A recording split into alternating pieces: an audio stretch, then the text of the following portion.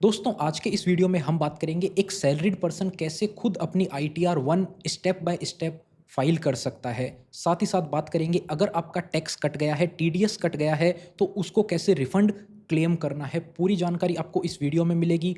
हम जो ITR file करने वाले हैं वो न्यू टैक्स रिजिम के अंदर फाइल करेंगे। तो अगर आपकी इनकम 7,75,000 यानी कि आपकी सैलरी 7,75,000 रुपए या उससे कम है तो आपका ज़ीरो टैक्स बनेगा, और अगर आपका गलती से कोई टैक्स कट गया है तो वो भी रिफंड आ जाएगा। नमस्कार दोस्तों, मेरा नाम है राकेश और आप देख रहे हैं बैंकिंग बाबा यूट्यूब चैनल। तो चलिए आज की इस वीडियो को शुरू करते हैं।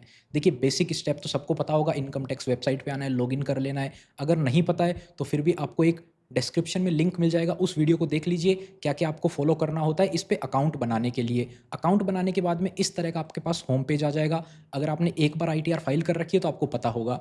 उसके अलावा आपको आईटीआर फाइल करने से पहले दो चीज़ ज़रूर चेक कर लेनी है। एक तो आपको फॉर्म 16 मिलता होगा कंपनी की तरफ से, उसमें आपको जो डिटेल दिख रही है वो ऑनलाइन सारी की सारी मैच कर रही है ना, कहाँ पे मैच करनी है उसके लिए आपको ई फाइल के ऑप्शन में आना है। इनकम टैक्स रिटर्न में व्यू फॉर्म 26 AS और व्यू AIS, ये दो फॉर्म है, इन दोनों को आपको ओपन कर लेना है। मैंने ओपन कर रखे हैं तो यहाँ पे आप देखेंगे ये रहा AIS फॉर्म। यहाँ पर AIS के अंदर आपको सैलरी दिखा रहा है 7,60,754 रुपए। जैसा कि मैंने आपको बताया 7,75,000 के नीचे होनी चाहिए तो आपका टीडीएस पूरा आ जाएगा। तो इस केस में देखिए सैलरी कम है और साथ ही साथ डिविडेंड की इनकम है और सेविंग अकाउंट का भी इंटरेस्ट है 327 रुपए। अब आप बोलेंगे यहाँ पर sale of securities and mutual fund है, यानी कि आईटीआर दो एप्लीकेबल होना चाहिए, तो हम आईटीआर वन ही फाइल करेंगे। इसको हम इग्नोर करेंगे। क्यों इग्नोर करेंगे? क्योंकि यहाँ पर लॉस है। ये आप देखेंगे ना, इसका ट्रांजैक्शन जो है वो 54,000 रुपए के शेयर खरीद के 53,000 रुपए में बेचे हैं, तो 1,000 रुपए का लॉस है। आप आईटीआर के अंदर लॉस ना दिखाएं तो कोई दिक्कत नहीं होती है। अगर आपको प्रॉफिट हुआ है तो दिखाना कंपलसरी है, तो इसको अपन इग्नोर करेंगे और आईटीआर वन ही फाइल करेंगे। और यहाँ पर आपको जो 26 AS देखना है वो आप देख सकते हो, ये रहा। अब यहाँ पर आप देखोगे पहली एंट्री तो ये डिविडेंड है, किसी कंपनी की तरफ से आया है। सेक्शन आप देख सकते हो 194 के अंदर है, तो इसको आप हटा दीजिए। इसको अपन डिविडेंड के अंदर ही कंसीडर हो गया। ये जो डिविडेंड है ना टोटल 17 रुपए, इसके अंदर वो कवर हो चुका है। उसके अलावा आप देखेंगे ये जो दूसरा ऑप्शन है ये सैलरी का है।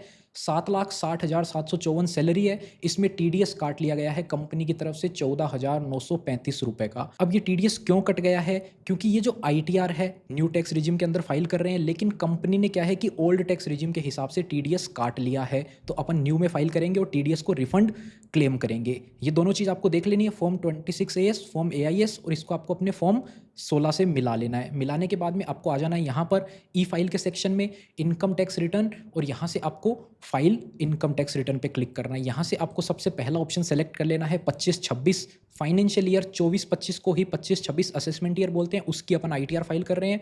ऑनलाइन तरीके से फाइल करेंगे। कंटिन्यू पे क्लिक करेंगे, स्टार्ट न्यू फाइलिंग, इंडिविजुअल पे सेलेक्ट रखना है आपको, कंटिन्यू पे क्लिक कर देना है। चलिए ये लोड हो जाता है, कंटिन्यू पे क्लिक करते हैं। अब फॉर्म आपको सेलेक्ट कर लेना है वन, अपन वन के अंदर फाइल कर रहे हैं। Proceed with ITR one, okay करेंगे। लेट्स गेट स्टार्टेड पे क्लिक करना है। यहाँ पे आपको पड़ा रहने देना है पहला ऑप्शन, क्योंकि अपनी जो इनकम है वो 3 लाख से ज़्यादा है। अगर आपकी इनकम 3 लाख से भी कम है तो आप ये लास्ट वाला ऑप्शन सेलेक्ट कर लेंगे, लेकिन हम ये वाला ऑप्शन सेलेक्ट करेंगे क्योंकि हमारी इनकम 3 लाख से ज़्यादा है, और इसको ओके कर देना है। अब देखिए ये स्टेप बाय स्टेप आपको पूरे करने हैं। सबसे पहले पर्सनल इन्फॉर्मेशन में जाना है। यहाँ पे आपको देख लेना है आपकी इन्फॉर्मेशन सही है ना, चेंज कुछ भी नहीं करना है।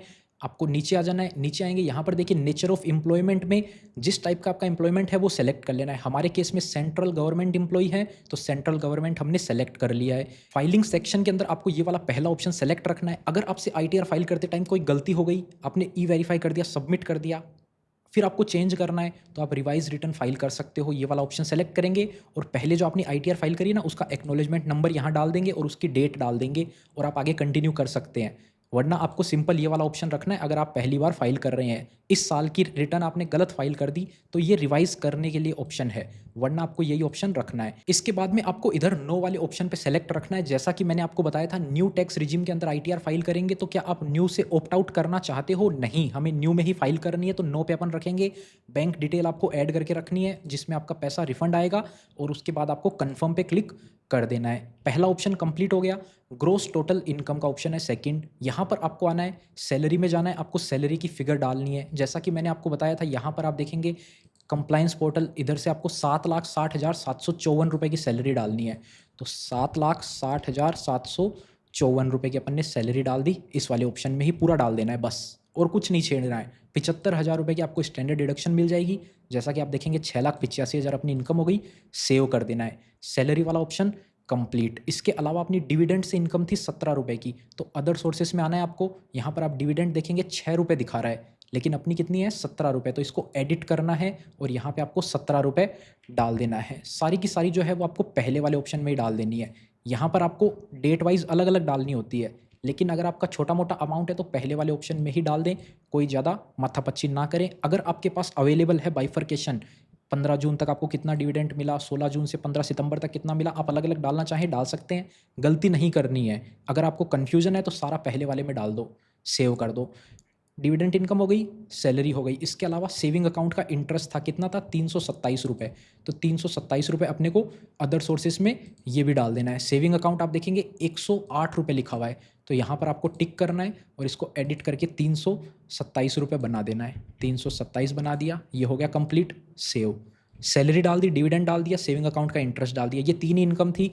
एक इनकम और थी, लास्ट ईयर हमने जो रिफंड लिया था ना, उसके साथ इंटरेस्ट और आया था। यानी कि लास्ट ईयर हमने जो रिफंड क्लेम करा था वो था 31,680 रुपये का, लेकिन सरकार ने जो हमें रिफंड दिया था वो था 32,630 रुपये का, यानी कि लगभग 950 रुपये एक्स्ट्रा दिए थे सरकार ने। तो अब वो 950 रुपये भी हमारी इनकम हो गई ना, तो उस पर भी टैक्स लगता है, तो वो 950 यहाँ पे आपको डाल देना है। ये ऑटोमेटिक आ जाएगा, आपको मैनुअल कुछ नहीं करना है।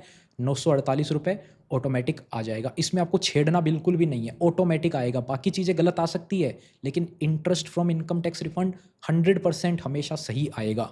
ये हो गया, सब कुछ हो गया, बस इतना ही डालना था आपको, और कुछ नहीं डालना है। टोटल डिडक्शन में आपको कुछ नहीं डालना है। न्यू टैक्स रिजिम में हमें डिडक्शन नहीं क्लेम करनी, कंफर्म कर दो।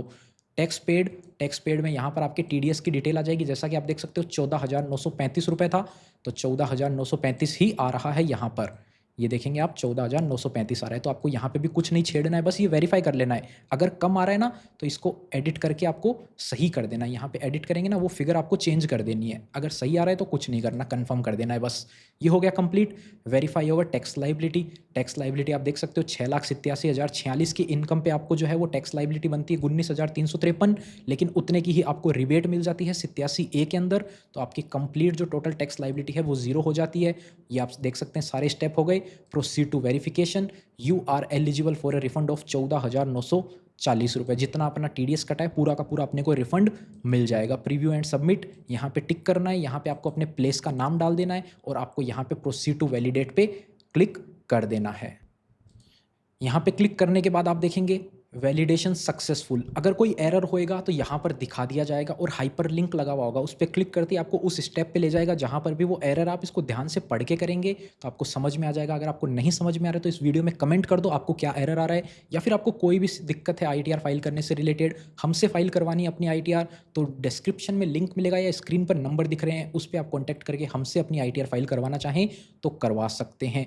प्रीव्यू पे आपको क्लिक कर देना है। बाकी आप यहाँ पर चेक कर सकते हो। प्रोसीड टू वैलिडेशन पे क्लिक करना है, फिर देखेंगे कोई भी एरर नहीं आया।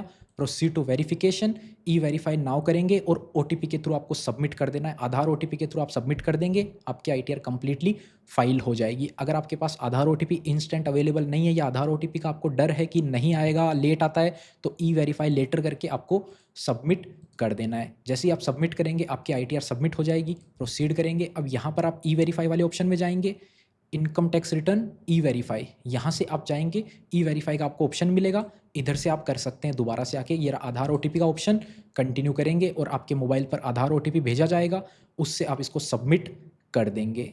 इतना ही था इस वीडियो में। उम्मीद करते हैं आपको वीडियो पसंद आई होगी। अगर वीडियो पसंद आई तो वीडियो को लाइक करें, और अगर आपको खुद से अपनी ITR फाइल करनी है तो इस वीडियो को देखकर भी आप कर सकते हैं। अगर हमारी सर्विस लेनी है तो लिंक डिस्क्रिप्शन में, मोबाइल नंबर स्क्रीन पर दिख जाएगा, उस पर आप कॉन्टैक्ट कर सकते हैं। मिलते हैं आपसे फिर किसी नए और इंटरेस्टिंग वीडियो में, तब तक के लिए अपना ख्याल रखिएगा।